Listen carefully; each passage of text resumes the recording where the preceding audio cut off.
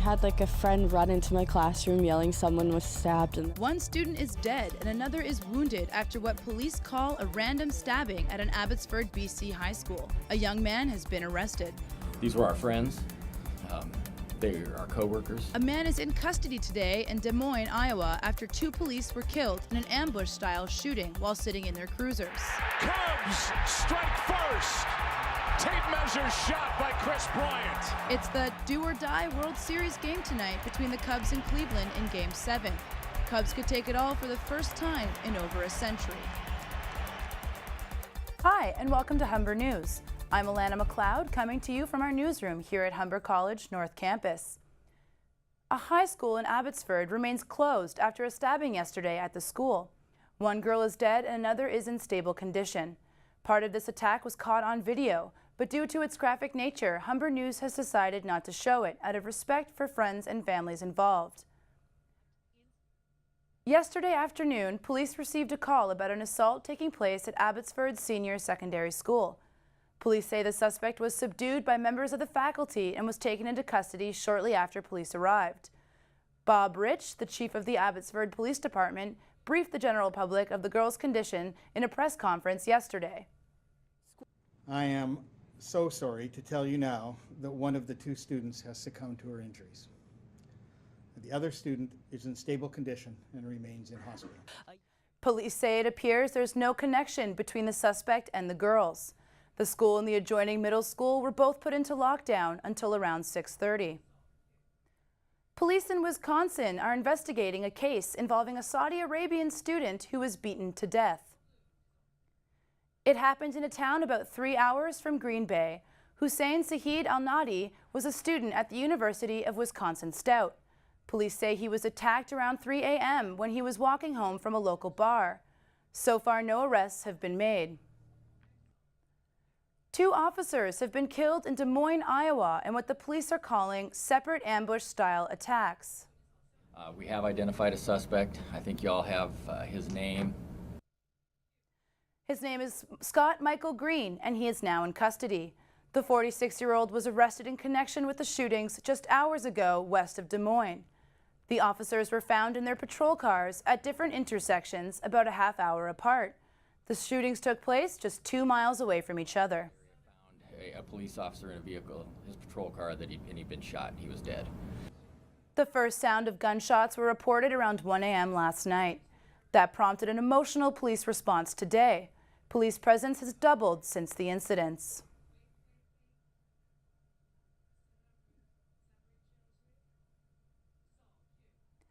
We now have a better idea of what Malaysian airline Flight 370 final moments looked like. A new report from the Australian Transport Safety Bureau says the plane was plunging towards the sea moments before it disappeared from radar. The report says the plane was not being piloted when it flew off course. It eventually ran out of fuel and spiraled into the sea at 25,000 feet per minute. Only 7 pieces of the plane have been recovered so far, including 2 wing flaps. Officials from several countries will be meeting on Friday to discuss the expanding the search for the plane's wreckage. Meanwhile, families of the passengers say they believe the Malaysian government is keeping information from them. MH370 vanished in 2014 and quickly became one of the greatest aviation mysteries of all time. The Chicago Cubs have extended their magical postseason run with a 9-3 win over Cleveland. The victory sets up a World Series Game 7 tonight, where both respective teams could win their first championship in generations.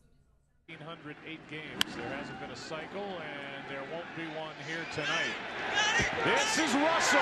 Cubs have forced a Game 7.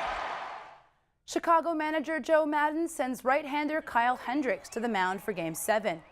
Cleveland responds with Cy Young candidate Corey Kluber. The one guaranteed winner in this year's World Series? Fox. The TV broadcaster for the Fall Classic drew over 24 million American viewers for Game 6. Experts say tonight's game could draw nearly 40 million viewers. Here at home, the OPP have charged 2 senior Ontario Liberals, including Premier Kathleen Wynne's campaign manager, with bribery after they reportedly tried to muscle one of their own out of a Sudbury by-election. Pat Sorbera, also president of the Ontario Liberals, resigned Tuesday once news of the charges leaked.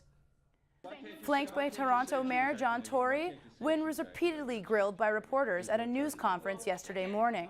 To answer the question, doesn't that just say to Ontarians that you did have those conversations, that you did tell Pat Sabera and Gary Lockheed to go offer those jobs to Andrew? When I'm asked a question, I tell the truth.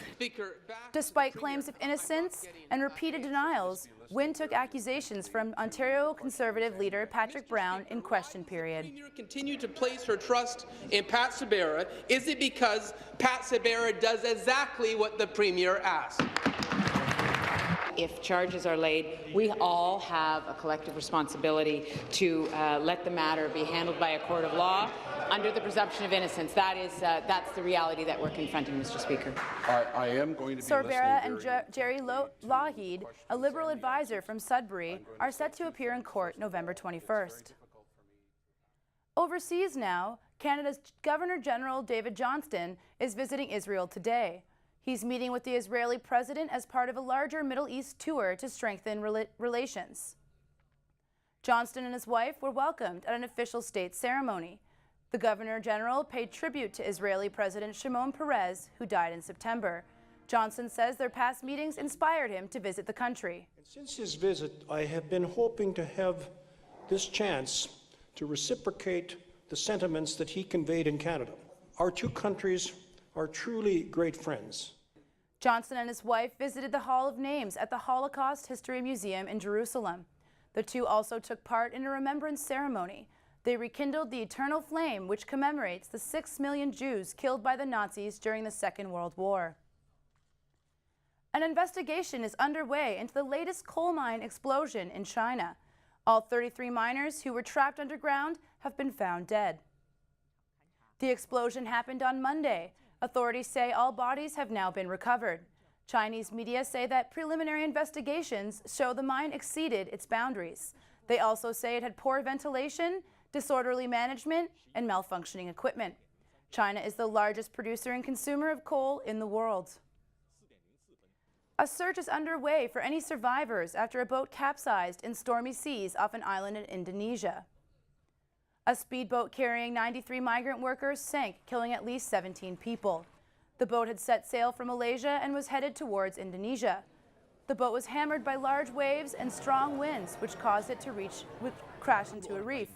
Authorities say they believe the trip was illegal and that the workers were undocumented.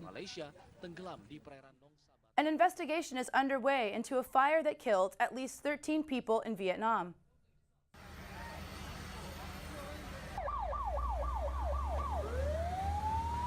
The fire broke out at a karaoke lounge and quickly engulfed 3 houses nearby. It took firefighters more than 2 hours to put it out. The Prime Minister says any place that violates safety regulations will be closed down. Japan has launched a new weather satellite as part of a project of the World Weather Watch.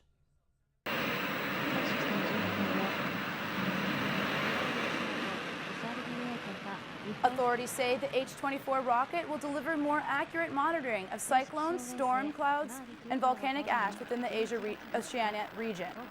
The satellite will have 3 times the weather watching power than previous models in the area. Some sad news from the world of entertainment. Beloved Canadian comedian Dave Broadfoot has died at age 90. Bobby, it's a good thing you were wearing your helmet. I'm glad you mentioned that, Big Jim. My helmet keeps my head safe, and I enjoy the music, too. The actor was best known for his role on the long-running comedy show, The Royal Canadian Air Farce. His many awards include a Juno for Comedy Recording, 13 ACTRA Awards, and the Governor-General's Performing Arts Award for Comedy. Broadfoot retired from regular performing in 1993. Well, how are you this morning, Ballard? Oh, not too bad, not too bad. I had a hole-in-one this morning. Oh, congratulations. Well, I don't know. I think the family might sue.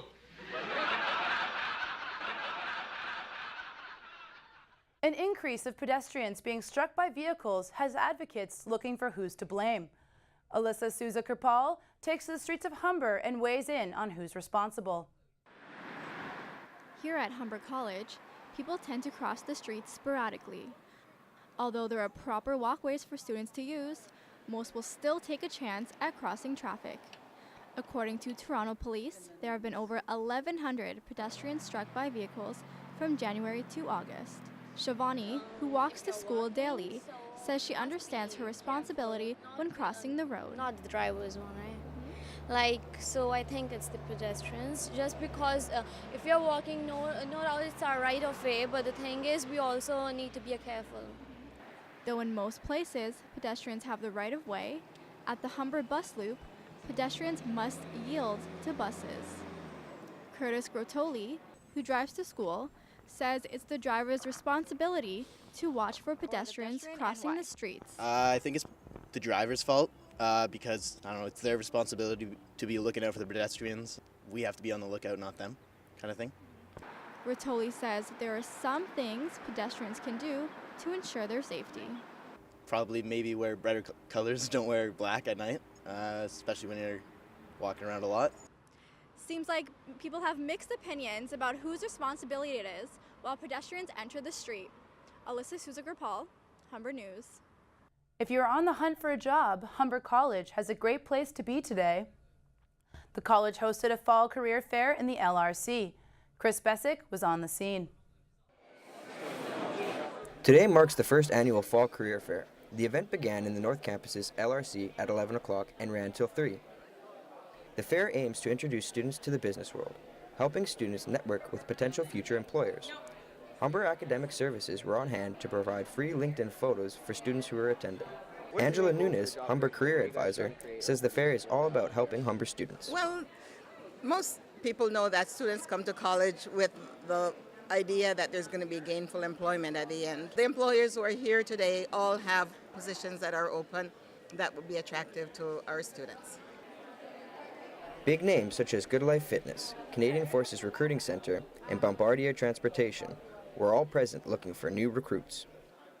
Samantha Roberto saw the value of having these big names present and how a widely recognized name can reduce some negative press, like Bombardier's recent layoffs. So despite all that negative stuff that's going on, we still think that that's a place to go for good training and growth because they're at that size, so there's still those opportunities. Sergeant Bill Kowalchuk is a recruiter for the Canadian Armed Forces. He said these types of fairs are great for the organizations who attend.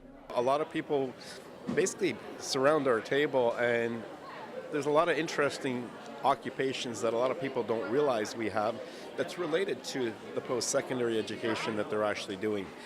Some students who attended the fair said the experience had been beneficial and had already yielded some results. One thing that we learned that is, like you said, they don't always post their careers, but we did get in contact with some inside people and they gave us their numbers to contact them for a future job. The fair concludes at 3 o'clock today. Students should come down and receive a clear message as to what to expect when getting involved in their respected industry. Chris Bessick, Humber News. When we come back, we'll tell you what's happening in the world of sports, and Natalie Dixon will have your 3-day forecast. Winter jackets aren't needed today with a high of 17. I'll have your 3-day forecast after the break. But for now, we leave you with this. One wild panda in China has been rescued after a 3-hour-long mission. This little gal got a little more than she bargained for. Her casual swim turned into a perilous adventure when she ended up trapped near a dam. Luckily, forest officials called to the scene were able to conduct a successful rescue mission. But it wasn't as easy as they expected. After a series of attempts, the panda became anxious, and tranquilizers were used to save her. Pictures show the panda being lifted up and pulled back to the bank. When our little friend woke up, she was released back into the wilds.